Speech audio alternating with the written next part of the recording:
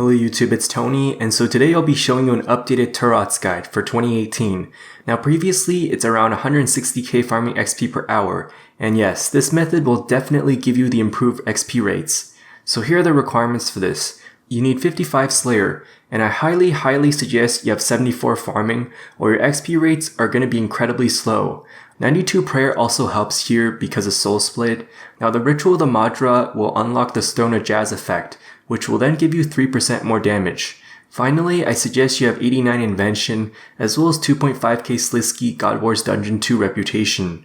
So here's the location. Before you get there, and this is for only those people who have completed the Ritual of the Madra quest, you want to activate the Stone of Jazz. This is located in the Glacier Cave, and so the fairy ring for this is DKQ. So the Turoths are located in the Fremenic Slayer dungeon, pretty deep inside actually. You can use either the Jelly or the Karath Slayer mask, and it'll land you one room right beside it. Otherwise, if you don't have that, that's fine. Just use the fairy ring code AJR or the Ring of Slaying, and it will land you outside the Fremenic Slayer dungeon. So let's get into my equipment setup. I'm using a mage setup because this is actually better than range. I'll start with the Staff of Light, and this is the second strongest magic weapon just to damage the Turoths. You can otherwise use a Staff of Darkness, but I mean, the reason why I didn't suggest that is because it has a high upkeep cost. So the perks I would suggest are Precise 5 and Caraming 3. For armor, I'm using a full subjugation set, and you don't really need any perks here, but otherwise you can just use scavenging if you want. Now alternatively, you can use the full farmer's outfit. So the Spirit Cape, what it does is it reduces the special attack costs with familiars. Now if you do have a comp cape, well, good for you because it does retain the effects of this. The Cinderbane gloves, well, just increases some poison damage. Now the Demon Horn necklace will restore your prayer with Bone Crusher. The Berserk Blood Essence is in my pocket slot. It will boost your combat levels, and it stacks with every potion except overloads. Otherwise, if you don't have that, that's fine. You can just use God Book anyways. Finally, I have the large rune pouch, and that is for storing Slayer Dart runes, which are air and death. Here's my inventory setup. I have the aggression potions, and so you can store this in the potion reservoir to auto-renew the effect if you have that unlocked.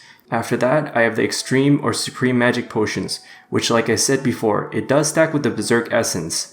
Then I have the weapon poison plus, and then after that, I have the super restore potions, which are for summoning points. Now the cup of tea is going to be used for clearing the aggression, just in case you leave this area and have to return.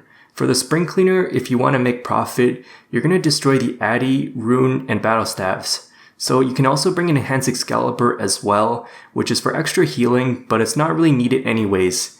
In my Slayer tool belt, I have the following: the Charming Imp, the Bone Crusher, the Seedicide, and finally the Advanced Gold Accumulator. You also want to bring the Smoke Devil pouches, which will do some AoE damage with Dust Cloud Scrolls. Now, it is definitely much cheaper than Demon Brawlers, so I do highly suggest you use this. I believe per hour you use around 300 scrolls, or probably around 450 with Spirit Cape. For the prayers, here are the following: Torment, Soul Split, and Berserk Prayer. The Berserker Prayer will make the magic potions last longer, which can really be helpful here. So in my action bar, I'm using a Revolution plus rotation. For the first slot, I have Sunshine.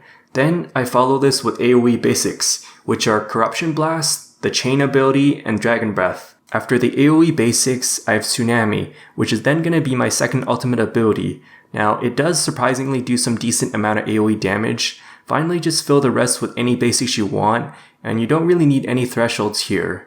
Now that I've explained the action bar and the prayers, here's a strategy.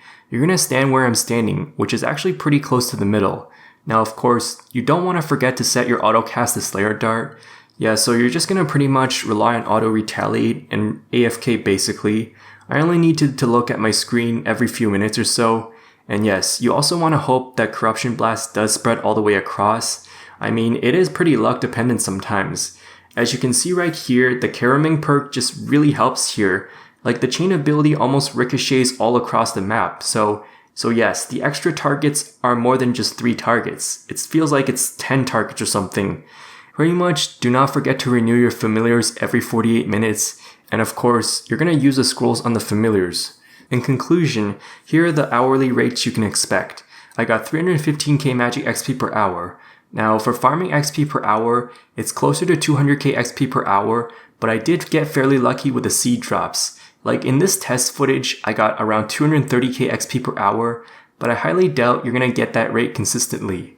For kills per hour, it is around 2.4k, which I'd say it's fairly decent for scavenging perk. Using the spring cleaner and the gold accumulator, it's around 1.5 mil GP per hour in drops. I mean, in terms of charms, it's not that bad, but I'd say it's 500 green charms and 150 crimson charms per hour.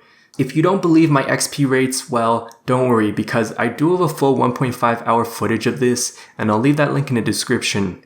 So yes, this is definitely faster than using range, and it's arguably the fastest Seedicide method in the game. So yeah, thanks for watching, and I hope it helps. If I missed anything, feel free to ask. Also, be sure to subscribe if you haven't done so already, because I'll definitely be doing more guides in the future.